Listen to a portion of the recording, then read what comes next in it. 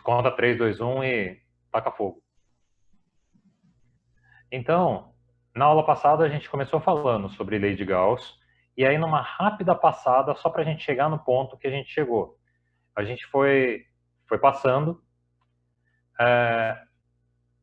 a gente começou sobre o nosso exercício de abstração, falando sobre a ideia de fluxo elétrico, e a gente fez um invólucro, uma superfície que estava cobrindo uma determinada carga, e eu não sabia que carga que tinha lá dentro. Porém, eu sabia que tinha setas que estavam saindo e que estavam chegando. Isso significa que eu tinha que imaginar mais ou menos que lá dentro tinha carga positiva e tinha carga negativa. Ótimo. A minha missão, ela começou a ser determinar qual que era a quantidade de carga no interior dessa superfície fechada, examinando o campo elétrico que estava fora. Essa foi a lógica, então, que eu usei para desenvolver o meu objetivo principal da aula. Aí, antes de tudo, a gente começou a pensar assim, bom, eu vou ter uma caixa, exatamente, eu desenhei uma caixa qualquer, e a caixa podia ser pequena, podia ser grande, podia ser o tamanho que fosse, e tinha uma interrogação dentro da caixa, porque eu não sabia o que tinha lá. Então, a pergunta que eu me fiz foi, caso eu soubesse a configuração de campo elétrico numa dada região, o que eu podia afirmar sobre a distribuição de carga que estava lá dentro? E aí, eu comecei a fazer assim, bom, digamos que eu olhasse para a caixa e tivesse um monte de seta apontando para fora. Se ele tem um monte de seta apontando para fora, significa que eu tenho uma carga positiva. Se a minha carga é positiva, o fluxo fora da superfície, ele está todo apontando para fora. Beleza. Se eu dobrasse a carga, ele dobrava o fluxo. Beleza. Aumentava o número de seta para fora. Se a carga fosse negativa, era tudo para dentro. Se eu dobrasse a carga, ele dobrava tudo para dentro. Se não tivesse carga lá dentro, não tinha seta. Não tem fluxo. Boa. Se ele tivesse duas cargas, uma positiva e uma negativa, o fluxo líquido para fora e para dentro, ele tem que ser nulo. Boa. Que convenhamos que ela é da mesma intensidade. Então, ok. Por fim, a gente falou assim, ó, eu vou pegar a caixa ela tá nula, mas eu encosto ela numa coisa assim carregada. O fluxo que está saindo daqui, ó, a minha folha, eu vou mexer o meu cursor, ele vai ali para esse sigma positivo, que é a densidade superficial de carga. Quando ele vem para cá, se ele é positivo, a carga está saindo dele. Ela está vindo para cá. Ó. Como ela está vindo e ela está passando numa caixa que está vazia, a mesma quantidade de linhas que entra na caixa é o que sai. Consequentemente, a carga é igual a zero dentro da caixa e o fluxo de fora para dentro cancela o fluxo de dentro para fora. Então foram essas convenções que a gente acabou falando. Ô William, e se eu aumentasse o tamanho da caixa? Se eu aumentar o tamanho da caixa, não muda nada, porque o número de seta que vai estar saindo, o número de seta é a mesma coisa, não vai mudar nada. Se você diminuir a caixa pela metade, muda a quantidade de seta que você tem? Não, também. Não vai mudar nada, porque o número de linhas de campo elétrico vai ser a mesma. Pergunta de prova. A caixa existe? Não. A caixa só existe na minha cabeça. Eu lembro que eu reforcei muito isso. Qualquer superfície gaussiana, o nome dessa superfície imaginária que eu crio, e eu coloco em volta da minha carga, seja ela uma bolinha, seja ela um pneu, um disco, qualquer coisa, a carga que eu coloco ali, ela é imaginária. A carga não. A caixa, a casca, Uhum, a superfície, ela é imaginária. Ela não existe. Então, eu só uso isso como um subterfúgio, como uma palavra bonita, um arcabouço para desenvolver a parte matemática do negócio.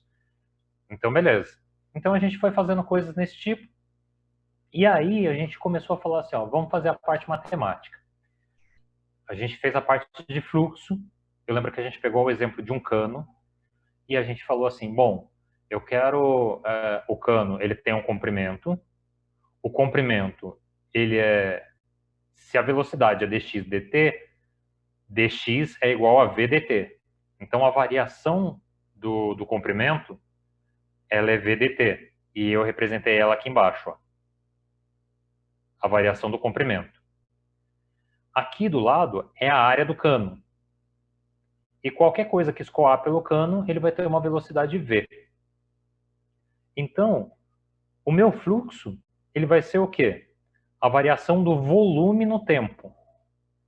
Se ele é a variação do volume no tempo, a gente chegou à conclusão que ele era A vezes a velocidade. Mas aí a gente fez algumas... E A é a área, só dependia da área do tubo, e a velocidade que está escorrendo o líquido. Bom, a gente fez algumas correções. A gente fez algumas correções usando o cano, e a gente usou um modelinho que estava ali na frente, que era desse de chuva.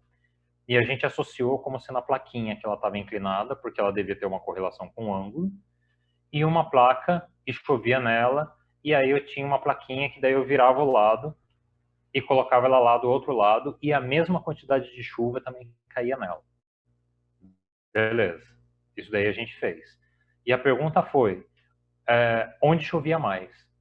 E a área de lá, do lado esquerdo, ela ficava mais molhada, ela captava mais chuva. Por quê? Porque tinha uma correção angular que a gente tinha que fazer.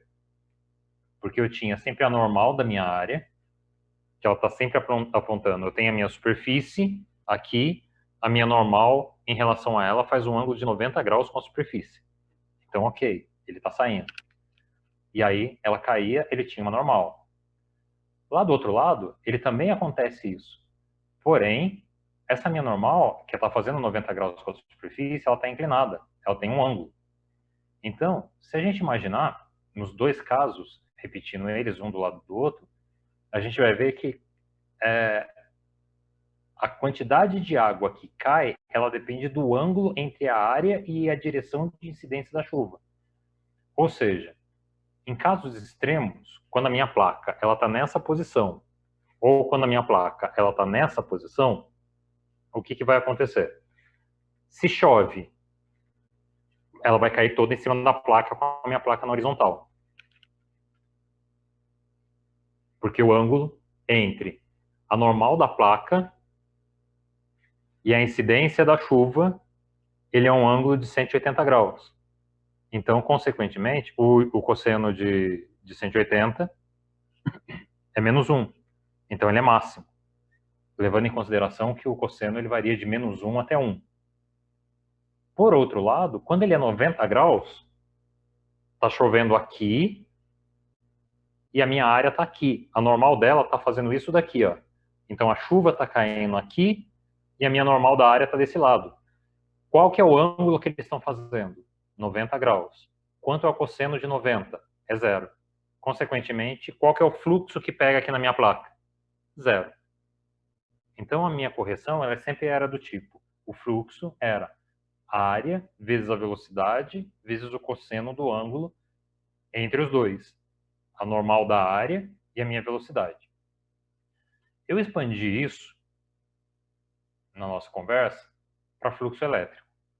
Então, a gente pegou uma placa. Então, eu falei assim, então o fluxo, ao invés de ser velocidade vezes a área, agora ele é um número de linhas de campo que atravessam determinada área. Então, está aqui, campo elétrico, produto escalar, área. Por que eu preciso do produto escalar? Porque eu preciso do produto escalar por causa dessa relação do cosseno, porque o ângulo vai influenciar o fluxo. Então, beleza. Então, tá lá. Nesse caso, a gente começou a escrever assim, o fluxo elétrico, que era E vezes a área, e que estava lá, e escalar anormal era a mesma coisa que E cosseno. O cosseno, para ele ter algum sentido, se ele estivesse na mesma direção da placa, o ângulo entre E e A ia ser zero, então ele ia dar 1, então ele ia sumir. Consequentemente, muitas vezes eu vou ter E cosseno de θ A ou EA cosseno de θ, que é a mesma coisa. Porque daí, como é um produto, também não vai fazer diferença nenhuma no meu caso. Peguei um caso, não que fosse uma placa, que ele podia ser qualquer formato de superfície. Podemos dividir a área em pedacinho pequeno e somar todos os pedaços. Olha ali, de novo. Então, beleza. Ó. O fluxo, que é E, o produto escalar da normal vezes a área. Para pedaços pequenos, a área corresponde a cada pedacinho de área dA. Ó. Isso daqui é um pedacinho de área dA. Se você vier para o lado, ele é um outro pedacinho minúsculo de área dA. E assim por diante. Consequentemente, se você soma o fluxo aqui, o fluxo aqui, o fluxo, o fluxo, o fluxo, o fluxo, se você somar todos os pedacinhos de fluxo, você tem o fluxo inteiro. Isso não é mais uma soma discreta, como a gente falou. Isso é uma soma contínua. Nota que o fluxo inteiro era igual a ENA. Agora eu tenho cada pedacinho de fluxo corresponde a ENDA, que é cada pedacinho de área. Boa. Eu lembro que eu perguntei na aula, por que é que a gente não tem o E, o fluxo virou DE, o DFI, a área virou DA. Por que que o E não virou DE? Porque o nosso curso é de eletrostática. E o E, ele sempre vai ser constante. Então, a gente está falando de casos em que o E não varia. Nesse momento do nosso curso, o E não varia no espaço e ele não varia no tempo. Então, assim, todas as vezes que tiver o E, para fazer alguma conta, eu posso arrastar ele para fora. O E é constante. Bom, se eu tenho que resolver isso daqui, dφ é igual a E, NdA, o fluxo total vai ser a soma de todos os pedacinhos de fluxo. Ótimo. Como é que eu somo isso? Faço uma integral. E aí é a parte onde praticamente a gente estava chegando, no final da aula passada. O E vem para fora. Isso daqui era uma integral dupla. Mas assim, contanto que eu saiba qual que é o meu dA, tanto faz ele ser uma integral dupla ou não, porque daí eu já vou saber o valor da área, mas não tem problema. Fluxo é integral de uma superfície fechada, que é esse símbolo, uma superfície fechada de ENDA. Se eu usar os meus problemas de simetria, aquela integral de dA é o que eu vou começar a resolver. E aí o exemplo que a gente fez na aula passada foi o seguinte. Qual que é o campo elétrico gerado por uma carga pontual em um ponto a uma distância r da carga? Como é que eu resolvia? Peguei uma carga positiva. Beleza. Se é uma carga positiva, primeira coisa, para onde que apontam as linhas de campo dela? Tudo para fora. Qual que é a simetria do jeito que eu fiz aqui uma carguinha positiva?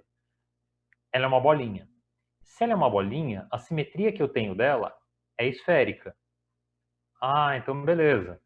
Como é que é a linha de campo que sai dela? A linha dela é radial. Radial é como se ela fosse um sol.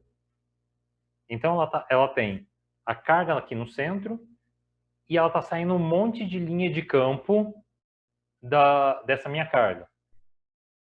Uma outra pergunta de prova que eu ia perguntar para vocês. A linha de campo existe? A linha de campo elétrico, ela existe? Não, ela também não existe. A linha de campo elétrico, ela só existe na minha cabeça. E na cabeça de quem inventou esse negócio. A gente sente o efeito dela. A gente sente o efeito. Mas a linha, ninguém assim. É diferente quando você pega a linha de campo magnético. Quando você pegar um ímã, no semestre que vem a gente vai ter aula de magnetostática.